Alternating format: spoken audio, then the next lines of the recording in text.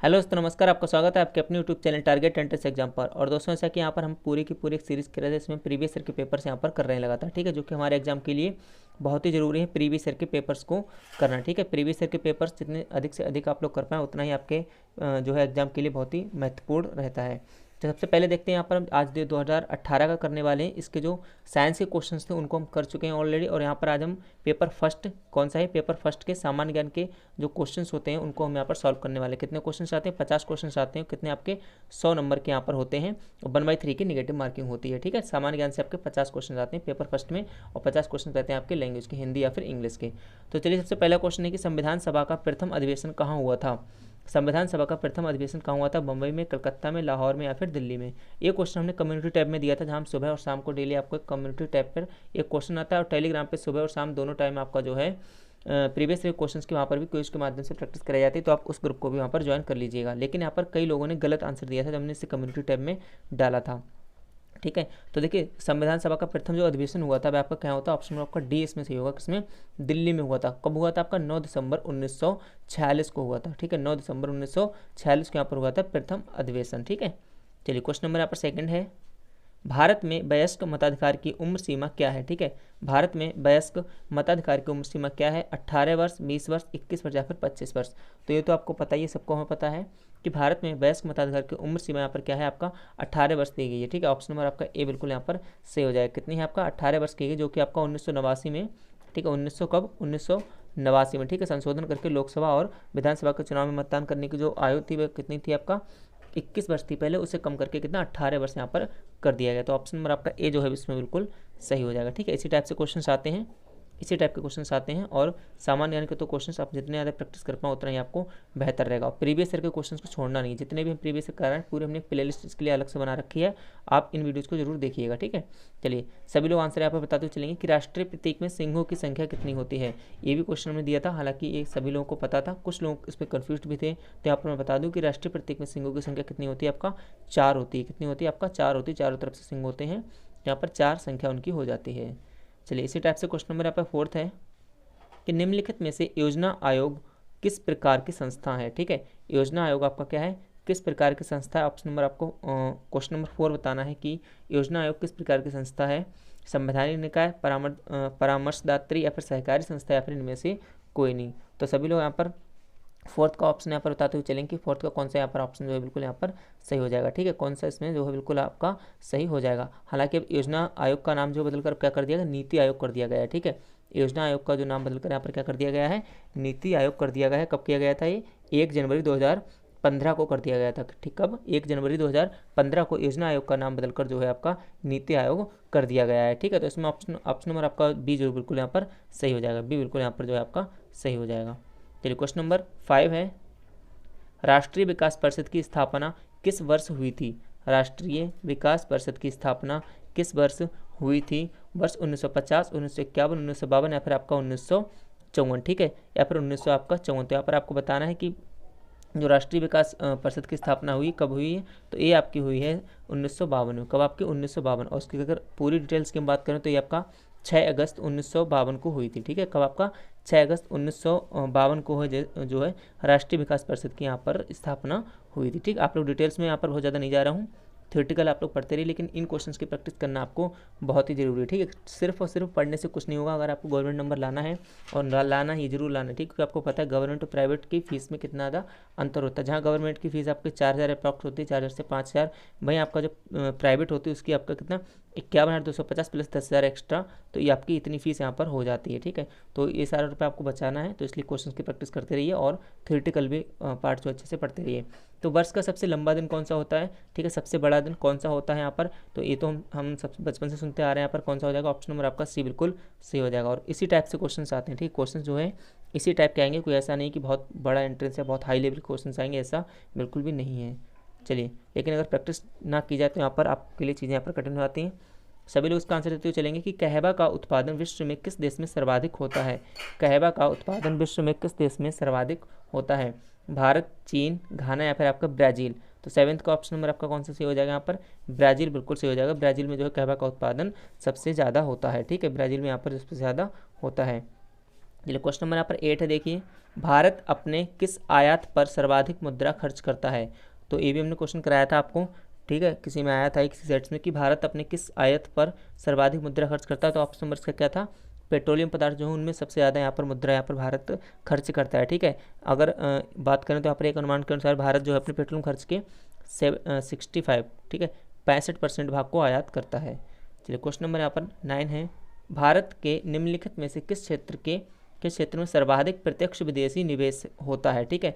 भारत के निम्नलिखित में से किस क्षेत्र में, ठीक है, किस क्षेत्र में सर्वाधिक प्रत्यक्ष विदेशी निवेश मतलब कि FDI, क्या फिर आपका FDI होता है। धातु कर्म उद्योग, सीमेंट और जिप्सम उत्पाद, या फिर विद्युत उपस्कर, या फिर खाद्य प्रसंस्करण उद्योग। यहाँ पर हम बहुत डिटेल्स में यहाँ पर नहीं बता रहे हैं, आपको जो थ्योरेटिकल भी आपको पढ़ते रहना है, क्योंकि यहाँ पर हम ज़्यादा बताएंगे तो क्वेश्चन की प्रैक्टिस नहीं करवा पाएंगे, क्योंकि क्वेश्चन हमें ज़्यादा से ज़्यादा प्रैक्टिस करनी है। हम सोच रहे हैं कि आपको ज़्यादा से ज़्यादा प्रीवियस ईयर के मतलब क्वेश्चन जो है कराया जाए, ठीक है, ज़्यादा से ज़्यादा प्रीवियस ईयर के पेपर कराए जाएँ। जितने ज़्यादा पेपर होंगे उतना ही आपका ज़्यादा फायदा होगा। बाकी आप लोग थ्योरेटिकल आपको पता है बुक से या कहीं से भी जहाँ से आप चाहे वहाँ से पढ़ सकते हैं। तो 9th का ऑप्शन नंबर आपका BSc यहाँ पर बिल्कुल सही हो जाएगा, विद्युत उपस्कर, ठीक है, विद्युत उपस्कर यहाँ पर जो है आपका बिल्कुल ऑप्शन यहाँ पर सही हो जाएगा, ठीक। जबकि धातु कर्म उद्योग में सबसे कम प्रत्यक्ष विदेशी निवेश होता है। अगर कम की बात करें तो यहाँ पर कौन सा हो जाएगा आपका, धातु कर्म हो जाएगा, ऑप्शन नंबर आपका A बिल्कुल हो जाएगा उसके हिसाब से, ठीक।